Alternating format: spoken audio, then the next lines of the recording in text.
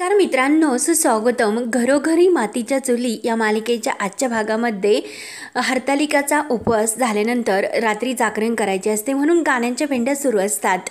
म्हणून ऐश्वर्याने आजीही सर्वांसाठी मसाले दूध आणण्यासाठी किचनमध्ये येतात आणि जायफळ जास्त घातल्यानंतर झोप लागते म्हणून ऐश्वर्या हे समजल्यानंतर लगेच जानकीला एक जास्त जायफळ घालून दुधाचा ग्लास तयार करते आणि हा ग्लास जानकीसाठी। आजी आता मजाच बघत रहा असे बोलून ऐश्वर्या ते सर्व मसाले दुधाचे ग्लास घेऊन आजीला म्हणते की चला आता, आणि ऐश्वर्या ते ग्लास घेऊन बाहेर येते आणि आजी सुद्धा तिच्या मागेच येत असते। तेव्हा गाण्याच्या भेंड्या मस्त रंगलेल्या असतात आणि ऐश्वर्या सर्वात अगोदर जानकीलाही जास्त जायफळ घातलेले दुधाचा ग्लास देते तर जानकी खुश होऊन थँक्यू म्हणते। तेव्हा ऐश्वर्या मात्र मनात विचार करते की आता तुला मात्र झोप येईल आणि तुझे व्रत मात्र मोडून जाईल। तेव्हा जानकी विचारते की काय ग ऐश्वर्या, तू काही बोललीस का? तेव्हा ऐश्वर्या म्हणते की मी आणि काही नाही, तुम्हाला काही ऐकू आले का? तेव्हा जानकी म्हणते की अगं मनात जर मोठ्याने बोलले तर सर्व काही ऐकू येते आणि ऐश्वर्या सर्वांना ते दूध पिण्यासाठी देते आणि स्वतःचा ग्लास घेऊन ती सोफ्यावर बसते तर शर्वरी म्हणत असते की मला असे वाटते की आपण काहीतरी वेगळा असा खेळ खेळूयात म्हणजे कुणालाच झोप नाही येणार। तेव्हा सारंग म्हणतो की कबड्डी, तर सुमित्रा म्हणते की अरे सारंग काय? शर्वरी म्हणते की अरे सारंग दादा तू वेडा आहेस का? आम्ही कबड्डी कसे खेळणार रे दादा, आणि तुझे तर ठीक आहे। तेव्हा सारंग म्हणतो की माझे काय, दादाचे ठीक आहे, कबड्डी मध्ये दादा चॅम्पियन होता। तेव्हा ऋषिकेश म्हणतो की अरे सारंग ते कॉलेजमध्ये असताना, तर सारंग म्हणतो की अरे मग काय झाले दादा, तो सामना माझ्या अजून डोळ्यासमोर आहे, तो सामना दादा खरंच काय खेळला होता आई, कोल्हापूरच्या संघासोबत तो सामना होता, कोल्हापूरचा संघ एकदम भारी होता परंतु पण आपल्या दादाने एक हाती त्यांना लोळवले, खरंच त्यावेळी ती मॅच काय गाजली होती। तर ओवी विचारते की अरे काका तू ते मला सांग ना पटकन। सारंग म्हणतो की काय तुला ते ऐकायचे, मला तर ऐकायला आवडतेच आणि काय झाले ते सांगतो म्हणून सारंग लगेच दोन्ही संघ अगदी पॉवरफुल आणि कसे सांगू ते सारंगला कळत नाही म्हणून सारंग सर्वांना ते ग्लास टेबलवर ठेवण्यासाठी सांगतो। तेव्हा तो ऐश्वर्याला ग्लास मागतो तर ऐश्वर्या म्हणते की अहो कशाला? सारंग म्हणतो की अहो ते ओवीला कसे झाले ते सांगायचे ना, आणि ते सांगायला तिला तर बरे वाटेल, आणि तो परत सर्वांचे ग्लास घेतो, सर्वजण आपापले ग्लास टेबलवर ठेवतात आणि सारंग परत प्रत्येक ग्लास हा व्यवस्थित लावतो आणि हा एक संघ आणि हा तुझ्या बाबांचा संघ असे तो ओवीला सांगू लागतो।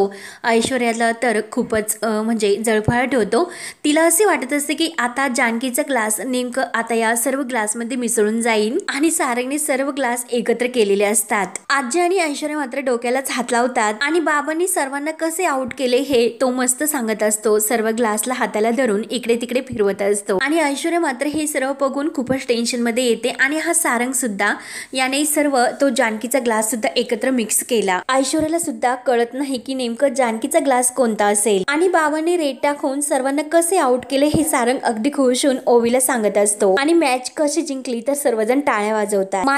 दादाने एका हाताने हे सर्व सामना जिंकला होता आणि ते सर्व बघण्यासाठी मी सुद्धा तेथे गेलो होतो, मला तर खूप आनंद झाला होता। तेव्हा तो ओवीला विचारतो की तुला आता कळले ना, तर ओवी म्हणते की हो, तर सारंग म्हणतो की चला आता सर्वांनी सर्वांचे ग्लास घेऊन टाका। तेव्हा मात्र ऐश्वर्याला टेन्शन येते आणि आता यातील कोणता ग्लास असेल म्हणून ती सर्व ग्लासकडे बघत असते आणि सर्वजण आपापले ग्लास घेतात।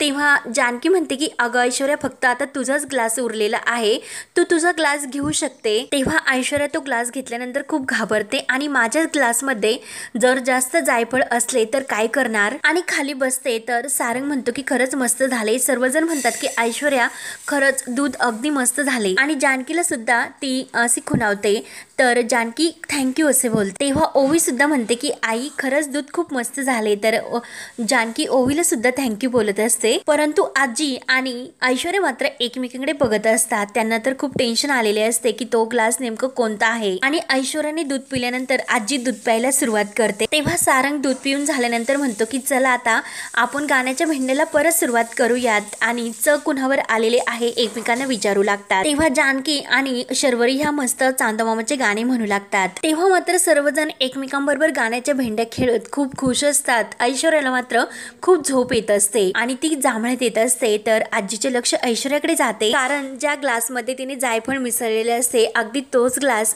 ऐश्वर्याला आलेला असतो आणि ते दूध पिल्यानंतर तिला तर खूप झोप येत असते। तेव्हा ऐश्वर्या तेथेच झोपी जाते आणि त्यानंतर ऐश्वर्या रूममध्ये झोपीच गेलेली असते। तर सकाळ होते तरी ऐश्वर्या काही उठलेली नसते। तेव्हा आजी रूममध्ये येते। तेव्हा ऐश्वर्या उठते आणि आजी मी इथे कस काय, मी तर तिकडे होते आणि इकडे कसे आले। तर आजी म्हणते की अगं 6:30 वाजलेत आणि गुरुजी ही पूजा सांगण्यासाठी चल, किती झोपतेस। तेव्हा ऐश्वर्या म्हणते की माझे डोके सुद्धा खूप दुखते आणि इतकी झोपली मी। तेव्हा आजी सांगते की जास्त जायफळ घातलेला ग्लास नेमकं तुझ्या वाटेला आला असणार म्हणून तुला जास्त झोप लागली। अगं तुला कळले सुद्धा नाही आणि सारंग तुला येथे रूम मध्ये घेऊन आला। तेव्हा ऐश्वर्या हळूच म्हणते की सारंगनेच हा सर्व घोळ घालून ठेवला होता। म्हणून ऐश्वर्या खूप चिडते आणि जाते आता मी त्या जानकीला मात्र नाही सोडणार म्हणून रागाने ती किचन मध्ये येते। तर इकडे जानकी किचन मध्ये सर्व व्यवस्थित तयार होऊन मस्त नैवेद्याची तयारी करत असते आणि जानकीने डाळ शिजवण्यासाठी कुकर मध्ये ती लावत असते आणि ऐश्वर्या येते आणि तुझ्या हातचा नैवेद्य तर मी देवाला नाही दाखवून देणार असे ठरवते। तेव्हा ऐश्वर्या तेथे येते आणि तेव्हा जानकी म्हणते की अगं ऐश्वर्या थांब, तू आंघोळ केलीस का। तेव्हा ऐश्वर्या नाही म्हणते तर जानकी म्हणते की मग तू किचन मध्ये कशालाच हात लावू नकोस, तू पारशी आहे, आज नैवेद्याचा स्वयंपाक करायचा त्यामुळे तू किचन मध्ये कशाला हात लावूच नको। आज पुरणपोळ्या करायच्या त्यासाठी मी डाळ शिजायला लावते आणि ऐश्वर्या मी तुला आज एक टिप सांगते की डाळ व्यवस्थित शिजण्यासाठी त्यात ऑलरेडी गरम पाणी करून टाकायचे, मग डाळ छान शिजते आणि पुरण सुद्धा छान होते। तेव्हा ऐश्वर्या म्हणते की ठीक आहे, तोपर्यंत तुम्ही कुकर लावा, मी आंघोळ करून येते। तेव्हा ऐश्वर्या मुद्दाम जानकीला म्हणते की मी माझे व्रत मोडावे आणि मला झोप लागावी म्हणून मुद्दाम तुम्ही माझ्या दुधामध्ये जायफळ मिक्स केले होते ना आणि जेणेकरून मला जाग सुद्धा येणार नाही। तर जानकी ही ऐश्वर्याकडे बघू लागते। तेव्हा जानकी म्हणते की अगं ऐश्वर्या जायफळ घालून मसाले दूध तर तूच तयार केले होते, सारंग भाऊजींनी गडबड केली म्हणून ग्लास मिक्स झालेत, माझ्या वाट्याला येणारे दूध हे तुझ्या वाट्याला आले आणि तुझीच पंचायत झाली। तू तर माझे वाईट करण्यासाठी गेली होती आणि डाव तर तुझ्यावरच उलटला, यात माझी काय चूक आहे। आणि हे बघ ऐश्वर्या, आता हे सर्व बाजूला राहून दे, आपल्या घरात आता गणपती बाप्पांचे आगमन होणार आहे। घरात गणपती येणे म्हणजे सुख समृद्धी शांती येणे असे असते। असा मनामध्ये द्वेष ईर्ष्या राग खरंच धरू नकोस, आपण झाले गेले सर्व मागे टाकूयात। तर ऐश्वर्या म्हणते की तू काही म्हण, पूजेचा मान मात्र मलाच मिळेल। तेव्हा जानकी म्हणते की अगं चांगलेच आहे, तू आणि सारंग भाऊजींनी पूजेले बसावे हे मला सुद्धा वाटते आणि तसे अगं ऐश्वर्या पूजा ही घरात समाधान लाभावे म्हणून करायची असते, असे कोणाला दाखवण्यासाठी नाही। आणि जर तू वाईट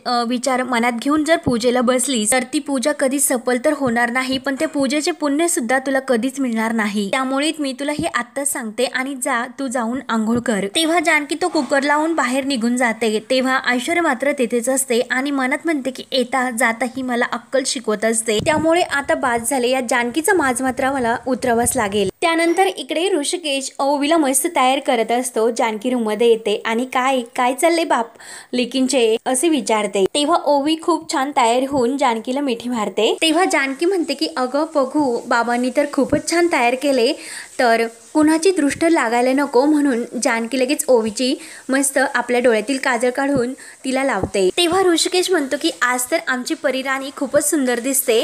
तेव्हा ओवी म्हणते की हो, आणि आई मी आज बाबांबरोबर गणपती आणण्यासाठी जाऊ का। तेव्हा जानकी म्हणते की काय ग, दरवर्षी तर तू माझ्या बरोबर घरी असतेस माझ्या मदतीला, ती बाप्पांची तयारी कोण करणार। तेव्हा ओवी म्हणते की हो आई ते पण आहे। त्यानंतर इकडे ऐश्वर्या तर किचन मध्येच असते। आणखी तूच मला म्हटली होती की साम दाम दंड भेट सर्व काही वापर म्हणून, मग आता त्याच पद्धतीने मी वापर करते।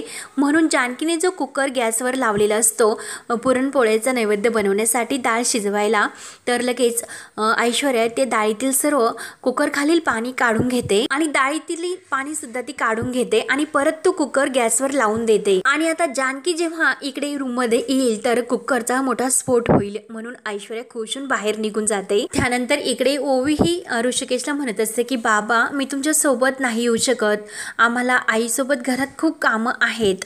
तेव्हा जानकी ओवीची ऍक्टिंग करते की बघितलेस की आमच्यावर किती जबाबदारी आहे ते। तेव्हा ओवी म्हणते की आई अगं काय। तेव्हा जानकी म्हणते की नाही ग, माझ्या परिराणीला खूप काम असतात, ती खरंच खूप मदत करत असते। ओवी विचारते की आई अगं ते मोदक। तेव्हा जानकी म्हणते की हो मोदक तर तयार करणारच आहे, पण परिराणी मोदक तयार करण्या अगोदर बाप्पांना नैवेद्य दाखवायचा आणि मग मोदकाचा आणि मग तुम्हाला खायला मिळणार। तेव्हा ओवी म्हणते की हो आणि नंतर बाबांसाठी पुरणपोळी। तर इकडे ऐश्वर्या ही जानकी बाहेर येण्याचीच वाट बघत असते। जानकी आता किचनमध्ये येईल आणि त्या क्षणी तो कुकरचा स्फोट होईल आणि सर्व डाळ ही जानकीच्या अंगावर येईल। त्यामुळे जानकीच्या नैवेद्याची तर आता पूर्णपणे वाटच लागणार आहे असे ती ठरवते। तर इकडे गॅस चालू असल्यामुळे कुकर पूर्णपणे जास्त तापलेला असतो आणि तेवढ्यात सारंग काही बॉक्स घेऊन येतो। ऐश्वर्या असे करतो, परंतु ऐश्वर्याचे मात्र लक्ष नसते, तिचे लक्ष पूर्णपणे किचनमध्ये असते। तेव्हा सारंग विचारतो की ऐश्वर्या कसला विचार करतास इतका? तर ऐश्वर्या खूप घाबरते। काही नाही अहो, तुम्ही कुठे गेला होतात असे ती सारंगला जेव्हा विचारते तर सारंग म्हणतो अहो हे पेढे आणण्यासाठी गेलो होतो आणि दरवर्षी गणपती बाप्पांसाठी ताजे पेढे आणण्याची जबाबदारी माझ्यावर असती म्हणून मी ते आणण्यासाठी गेलो होतो। तेव्हा ऐश्वर्या म्हणते की द्या माझ्याकडे, मी ठेवते। तर सारंग म्हणतो की तसे नाही, तुम्ही किचनमध्ये जा आणि एक ताट घेऊन या आणि दरवर्षी आपण हे सर्व पेढे एका ताटात काढून ते व्यवस्थित सजून मग बाप्पांना नैवेद्य दाखवतो। तेव्हा ऐश्वर्या म्हणते की आत्ता मी नंतर ठेवते नंतर। तर सारंग म्हणतो की नाही आत्ताच घेऊन या, मी आणि दादा गणपती आणण्यासाठी बाहेर चाललो, त्याच्या अगोदर हे काम करूया। तर जातं की नाही? ऐश्वर्या म्हणते की हो जाते ना, तिला भीती वाटत असते की कुकर तिच्या अंगावर यायला नको। तर इकडे आतमध्ये जानकी ही ओवीला म्हणत असते की हो परिराणी, माझ्या लक्षात आहे, अगं आत्ताच मी कुकरला डाळ लावून आले होते, फक्त हे बघण्यासाठी आले होते की माझ्या परिराणीची तयारी झाली की नाही। तर ऋषिकेश म्हणतो की हो आम्ही तयारच आहोत। तर जानकी म्हणते की या खाली लवकर, मी तुमची वाट बघते। म्हणून जानकी खाली निघून जाते आणि तेवढ्यात ऐश्वर्या ही किचनमध्ये घाबरतच येत असते, कारण तिला माहिती असते की कुठल्याही क्षणी कुकरचा स्फोट होऊ शकतो। म्हणून लगेच तेवढ्यात जानकी येते। जानकी म्हणते की काय ग, तू आंघोळ केलीस का? तर ऐश्वर्या नाही करत असते। तर सारंगला मला ताट द्यायचे असे म्हणते। तर जानकी म्हणते की तू जा आंघोळीसाठी, मी देते सारंगला ताट। आणि जानकी तेवढ्यात ताट घेते आणि तिचे लक्ष त्या कुकरकडे जाते। तेव्हा जानकीला ते बघून तर खूप धक्का बसतो आणि लगेच ती जोरात ऐश्वर्या असे म्हणून तिच्या चेहऱ्यावर पूर्ण ते ताट धरते, कारण सर्व काही कुकरमधील डाळ ही ऐश्वर्याच्या चेहऱ्यावर उडणार असते। परंतु जानकीने आपला हात मध्ये घालून ती सर्व डाळ आपल्या हातावर सांडून घेतलेली असते आणि ऐश्वर्याच्या तोंडावर आपल्या हातात जे ताट आहे ते धरलेले असते। तर जानकीला खूप हसते, ती जोरात आई ग असे ओरडते आणि तिच्या हातातील ताट खाली पडते। तेवढ्यात ऋषिकेश सारंग सर्वजण धावतच येतात। ऐश्वर्या मात्र बघत ही उभी असते। तर सुमित्रा म्हणते की अगं बाई काय झाले, हे सर्वजणांचा आरडाओरडा सुरू होतो। सुमित्रा म्हणते की हे काय? तर आजी म्हणते की कुकर फुटला वाटतं, पण असं कसा फुटला? तर ऐश्वर्या म्हणते की काय माहित आजी, मला तर असे वाटते हे सर्व कोणीतरी मुद्दाम केले। तेव्हा जानकी आपल्या हाताला खूप त्रास होत असताना सुद्धा ऐश्वर्याला म्हणते की अगं ऐश्वर्या, कोणीतरी असे मुद्दाम कशाला करेन, आणि जाऊन दे, तसेही मारणाऱ्या पेक्षा वाचवणारा हा कधीही मोठाच असतो, हो की नाही? तर ऐश्वर्याची बोलती बंदच होते। तर ऋषिकेश जानकीला म्हणतो की चल डॉक्टरांकडे जाऊयात, किती भाजले हे सर्व। तर जानकी म्हणते की नको, फार नाही हो पण आगाग होते। तेव्हा ऋषिकेश प्रेमाने आपल्या जानकीच्या हातावर फुंकर मारत असतो। तेव्हा नाना म्हणतात की पण हे झालेच कसे? सुमित्रा म्हणते की ऋषिकेश, तू जानकीचा हात अगोदर पाण्याखाली धर आणि तिला मलम लाव। तेव्हा ऋषिकेश म्हणतो की हो आणि सारंग म्हणतो की वहिनी तू अगोदर जाऊन आराम कर, हे सर्व मी शर्वरी आणि मी आवरतो। तेव्हा ऋषिकेश जानकीला घेऊन आतमध्ये जातो। तर शर्वरी ऐश्वर्याला विचारते की अगं ऐश्वर्या, तुला तर लागले तर नाही ना? तर ऐश्वर्या म्हणते की नाही मी ठीक आहे। तेव्हा सुमित्रा म्हणते की देवा काय हे संकट? नाना म्हणतात की अगं सुमित्रा, कल्पना कर की काय झाले असते आणि नशीब ते हातावर निभावले ते। तेव्हा सुमित्रा म्हणते की पण मला एक कळत नाही की हे सर्व झालेच कशामुळे? तर सारंग म्हणतो की आई असून दे, आपण नंतर हे सर्व विचार करूया। तेव्हा शर्वरी म्हणते की हो नंतरच, तुम्ही अगोदर जा बाहेर, आम्ही सर्वजण अगोदर ही साफ करून घेतो। त्यानंतर इकडे जानकी ही रूम मध्ये आलेली असते। तर ऋषिकेश तिच्या हाताला मलम लावत असतो आणि म्हणतो जानकी अगं किती भाजले हे? तेव्हा जानकी म्हणते की अहो आता स्वयंपाक किचन वगैरे म्हटल्यानंतर हे सर्व काही होतच राहणार, किंवा मी कुकरमध्ये पाणी कमी घालायला विसरले असेल किंवा घातलेच नसेल। तेव्हा ऋषिकेश म्हणतो की अगं कुकर लावताना त्यात पाणी घालायची इतकी बेसिक गोष्ट जानकी तू कधीही विसरणार नाही, पण मला असे का वाटते की हे नक्की कोणीतरी केले हे मला माहिती आहे। तेव्हा जानकी म्हणते की हो माझा सुद्धा तोच अंदाज आहे। तर ऋषिकेश म्हणतो की हो माझा सुद्धा तोच अंदाज आहे। आपल्याला एकाच व्यक्तीवर संशय येतो। तर जानकी म्हणते की ऐश्वर्या। तेव्हा ऋषिकेश लगेच ऐश्वर्याला जाब विचारण्यासाठी जायला निघतो आणि जानकीला म्हणतो की आता मी गप्प नाही बसणार आणि जर तुझ्या जीवाचे काही बरे वाईट झाले असते तर। जानकी म्हणते की अहो ऋषिकेश प्लीज तुम्ही शांत व्हा। ऐश्वर्याने जे काही केले ते तर चुकीचे आहे, परंतु त्या अगोदर हा विचार करा की आपल्या घरामध्ये गणपती बाप्पा येणार आहे। मग सगळ्यांच्या आनंदावर आपल्यामुळे कुठल्याही प्रकारचे विरजन नकोय, घरामध्ये कुठलाही तमाशा नको। सारंग भाऊजी आणि तुम्ही जा आणि गणपती बाप्पांना घेऊन या। घरात बाप्पा येणे म्हणजे विघ्नहर्ता आहे आणि तोच आपल्या घरातील सर्व काही विघ्न दूर करेन। तुम्ही काळजी करू नका, बाप्पा सर्वांना सद्बुद्धी देव एवढीच प्रार्थना आहे। तर ऋषिकेश म्हणतो की तोपर्यंत काही भलतेच घडायला नको म्हणजे झाले। आणि तेवढ्यात ओवी येते आणि जानकीला विचारते की आई तुझा हात तर आता बरा आहे ना, मग चल आपण रांगोळी काढूयात, गणपती बाप्पा येतात ना। तर जानकी म्हणते की हो ना ग, आणि गणपती बाप्पा घरी येणार, आपण रांगोळी सुद्धा अजून काढलेली नाही, चल काढूयात। आणि तोपर्यंत तू रांगोळीची तयारी कर, मी तोपर्यंत आवरून येते। तेव्हा जानकी तयार व्हायला जाते आणि ऋषिकेश तर विचारात पडतो। तर हा भाग येते संपतो। पुढील भागामध्ये सुमित्रा ही ऐश्वर्याला म्हणते की चल आता तू चपात्या कर, येतात ना तुला। तर ऐश्वर्या म्हणते की मी तर आणि परत म्हणते की हो येतात ना मला चपात्या। आणि तेवढ्यात सौमित्र आणि अवंतिका येतात। तर ओवी धावतच सर्वांना म्हणते की आई आणि बाबा लवकर या, सौमित्र काका आणि अवंतिका काकू आले। तेव्हा सौमित्र आणि अवंतिकाला बघून सर्वांना आनंद होतो। सुमित्रा म्हणते की अरे सौमित्र बरं केले तू आणि अवंतिका आलात। तेव्हा ऐश्वर्या म्हणते की आता आरती झाल्यानंतर आपण सर्वजण जेवायला बसूयात। तेव्हा जानकी म्हणत असते की हो नाना, ऐश्वर्याने खरंच खूप आज स्वयंपाकामध्ये मदत केली आणि ह्या चपात्या तर तिनेच बनवल्यात। तेव्हा मात्र अवंतिका मुद्दाम ऐश्वर्याला म्हणत असते की अच्छा म्हणजे एकही पोळीचा आकडा हा व्यवस्थित झालेला नाही। तेव्हा ऐश्वर्याला इतका राग येतो आणि ती त्या डब्यातून पोळी घेते आणि अवंतिकाच्या तोंडामध्ये बळजबरीने भरत असते की तुला चांगली पोळी लागते का आणि तुला गोल पोळी हवी ना। तर लगेच अवंतिकाला खूप राग येतो आणि घरातील सर्वांना सुद्धा। अवंतिका म्हणते की जानकी वहिनी माझे जे काही असेल ते तोंडावर असते, मग मी आता ऐश्वर्याला चांगलीच सुनावते। तेव्हा जानकी प्रेमाने अवंतिकेला समजून सांगते की अगं जर संसार टिकवायचा असेल आणि घर जोडून ठेवायचे असेल तर कात्रीच्या धारेचा काहीच उपयोग नाही। तर अवंतिकेला सुद्धा जानकीचे म्हणणे पटते। त्या पुढे काय होणार हे पाहण्यासाठी आपल्या चॅनलला नक्की सबस्क्राईब करत राहा। धन्यवाद।